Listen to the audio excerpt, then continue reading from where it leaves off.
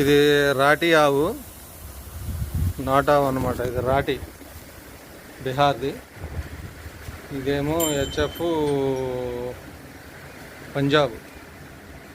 పంజాబ్ ఆవు. ఇది 10 గ్యారంటీ, వారం రోజుల్లో లేనిది. ఇది సాహివాల్ క్రాస్. ఇప్పుడు 5 నెలల సూడు.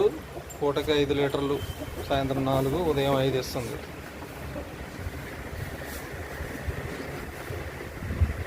ఇది తమిళనాడుది, ఈరోడ్ జెర్సీ. పూటకు 10 ఇస్తుంది, కానీ ఇప్పుడు 8, 7 అట్లా ఇస్తుంది. దానా పెద్ద పెట్టట్లేదు. దానా పెడితేనే 10, లేకపోతే 6, 7 ఇస్తుంది.